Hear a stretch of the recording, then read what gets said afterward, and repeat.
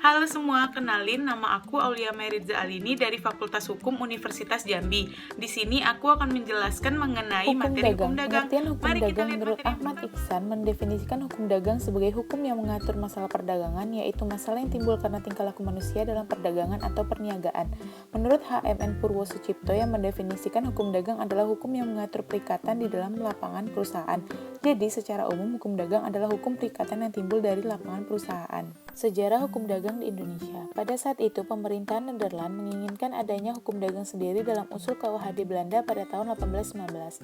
Usulan KUHD Belanda ini kemudian disahkan menjadi KUHD Belanda tahun 1838. Lalu pada akhirnya berdasarkan asas kondodasi maka KUHD Belanda ini kemudian menjadi contoh bagi pembuatan KUHD Indonesia pada tahun 1848. Pada abad ke-19, Profesor Molengraaf merencanakan suatu undang-undang kepailitan yang akan menggantikan buku 3 dari KUHD Nederland.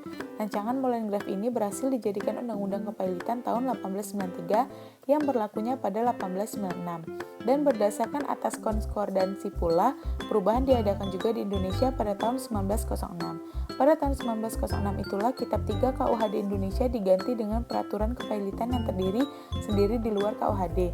Sehingga semenjak tahun 1906 KUHD Indonesia hanya terdiri atas 2 kitab saja, yakni tentang dagang pada umumnya dan kitab 2 berjudul tentang hak-hak dan kewajiban-kewajiban yang tertib dari pelayaran. Sumber hukum dagang. Sumber hukum dagang terbagi menjadi 2, hukum tertulis yang sudah dikodifikasi dan hukum tertulis di luar kodifikasi. Hukum tertulis yang sudah dikodifikasi meliputi Kitab Undang-Undang Hukum Perdata atau KUH Perdata dan Kitab Undang-Undang Hukum Dagang atau KUHD. Sedangkan hukum tertulis di luar kodifikasi meliputi peraturan perundang-undangan yang berlaku, seperti Undang-Undang Nomor 1 Tahun 1967 tentang PMDN dan Undang-Undang Nomor 12 Tahun 1967 tentang PMA.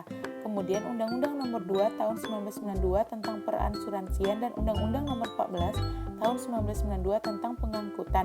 Kemudian Undang-Undang Nomor 25 Tahun 1992 tentang Koperasi dan Undang-Undang Nomor 10 Tahun 1998 tentang Perbankan. Hubungan antara KUH Perdata dengan KUHD. Antara Kitab Undang-Undang Hukum Dagang dengan Kitab Undang-Undang Hukum Perdata terdapat suatu hubungan yang erat. Dapat dikatakan bahwa Kitab Undang-Undang Hukum Dagang merupakan ketentuan khusus, sedangkan Kitab Undang-Undang Hukum Perdata merupakan ketentuan umumnya. Mengenai hubungan tersebut berlaku adagium lex specialis derogat lex generale, yang berarti hukum khusus mengalahkan hukum umum atau dengan kata lain hukum khusus mengesampingkan hukum umum.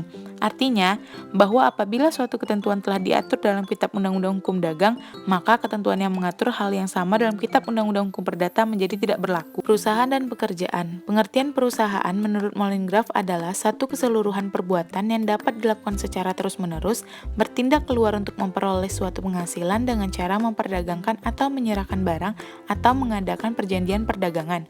Unsur-unsur perusahaan yang pertama badan usaha, yang kedua kegiatan di bidang ekonomi, terus-menerus, bersifat tetap, diketahui publik, mendapatkan laba dan pembukuan. Pengertian pekerjaan menurut pemerintah Belanda adalah perbuatan-perbuatan yang dilakukan secara tidak terputus-putus, secara terang-terangan dan dalam kedudukan tertentu. Sedangkan menurut Polak menyebutkan bahwa pekerjaan dapat direncanakan sebelumnya dan dicatat tetapi tidak memperhitungkan laba dan rugi.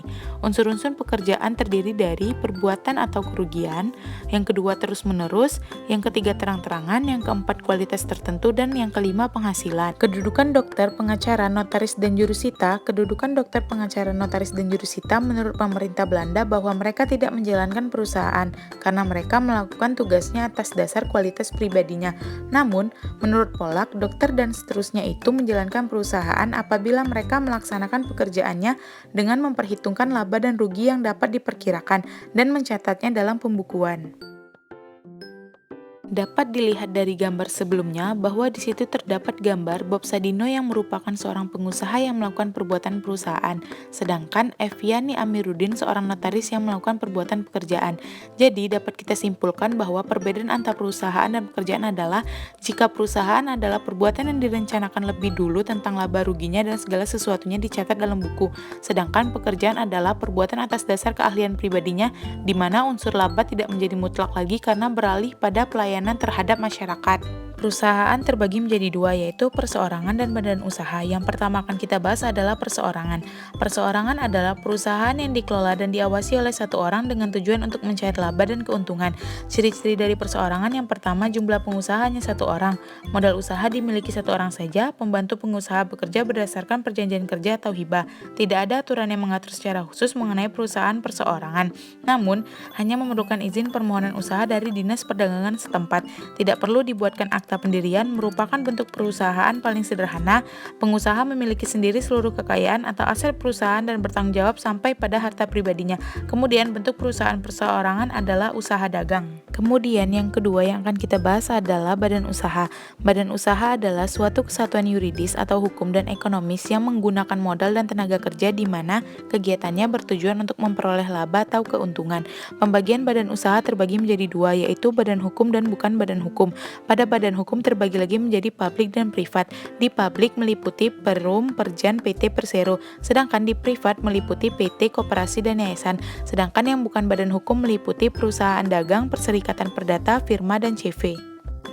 Badan usaha sering disamakan dengan perusahaan, walaupun pada kenyataannya berbeda. Perbedaan utamanya adalah badan usaha merupakan lembaga, sementara perusahaan adalah tempat di mana badan usaha mengelola faktor-faktor produksi. Sekian penjelasan materi mengenai hukum dagang dari aku. Semoga bermanfaat bagi kita semua. Assalamualaikum warahmatullahi wabarakatuh.